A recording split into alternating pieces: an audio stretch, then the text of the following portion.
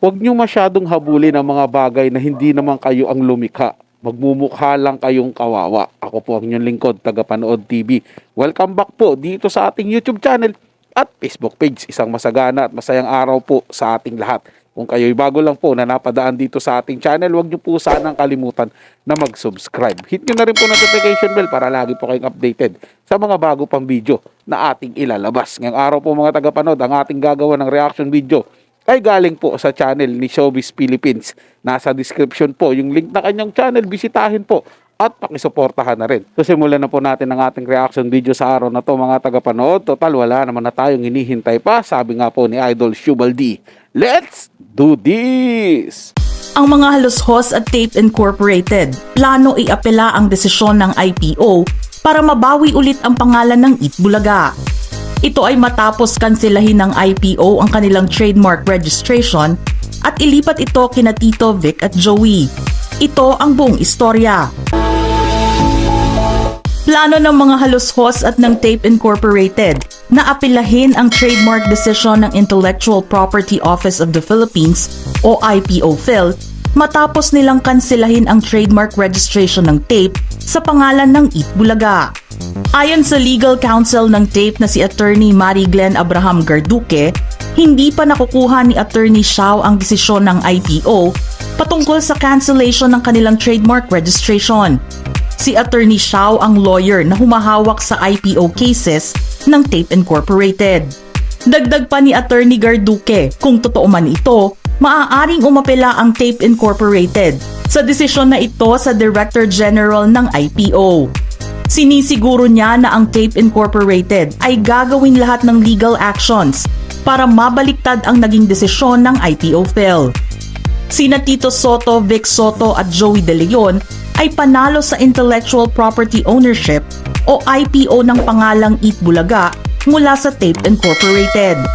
Ayon sa resolusyon ng IPO-PHIL, tinatanggal na nila ang trademark registration ng Tape Incorporated, ang brand ng Eat Bulaga matapos magpetisyon ang TVJ patungkol dito.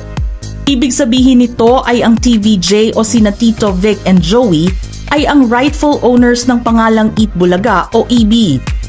Ayon sa korte ng IPO-PHIL, hindi daw naipaliwanag ng Tape Incorporated kung paano nila nakuha ang term na Eat Bulaga para maging titulo ng kanilang noontime show.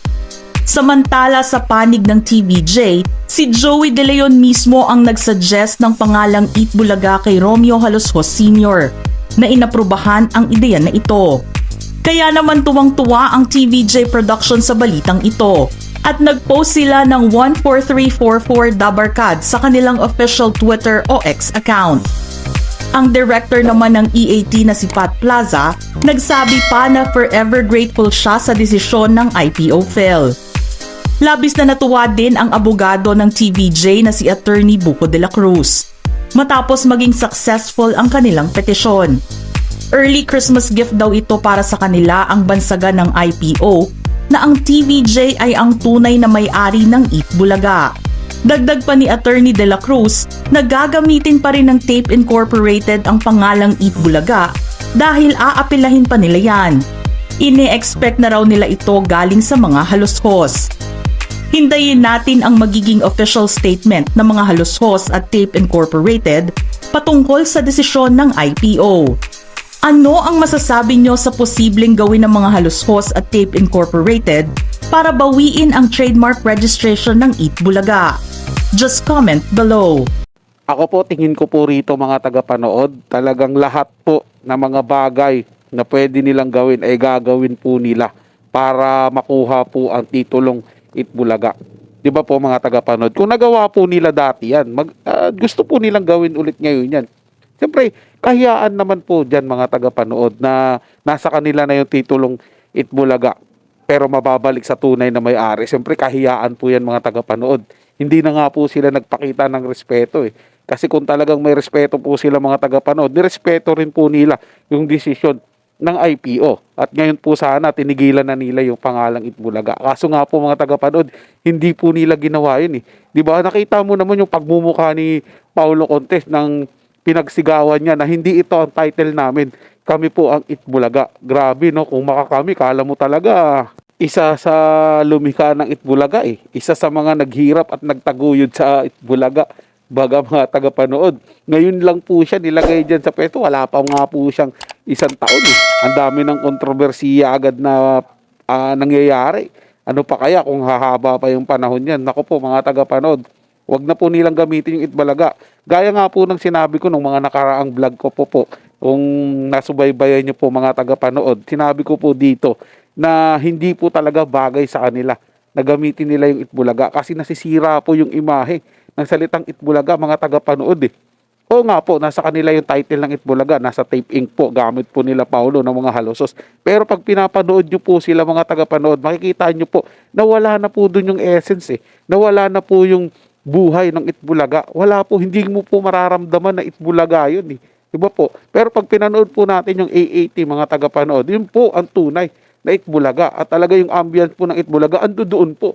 Siyempre, ando doon din po yung kanta eh. Kaya po ramdam na ramdam mo, yun po yung tunay na Itbulaga at hindi po yung nasa GMA7 na hawak po ng tape ink at ng mga halusos. Kami pong mga supporters at legit dabarkads na sumusuporta po sa TBJ at sa A80 at sa Itbulaga na may TBJ po mga tagapanood ay tuwan-tuwa po. Talaga na lumabas yung resulta nang lumabas po yung desisyon ng IPO na ang tunay na nagmamay-ari TBJ. Kasi nasabi po namin na sa wakas po, talagang worth it yung pinaglalaban ng TBJ, worth it po yung sinamahan namin. Dahil totoo pong sila po talaga ang lehitimong nagmamay-ari niya kaya sobrang saya po kami. Siyempre mas masaya, mas wala na pong ibang mas sobrang saya po dyan kundi ang TBJ, lalo na po si Master Henyo. Siyempre siya po may likha niyan mga tagapanood eh. Diba po gamit yung ganyang galing sa pagrarambol-rambol ng mga salita. Eh nakagawa po siya ng isang salita na itinatitle sa noon time show na sobrang patok po mga tagapanood at ginagamit po ng mga ano yan na mga nanay na nag-aalaga ng kanilang mga anak. Bulaga, ganun po nila mga tagapanood. Bulaga dati, bulaga, ganun lang.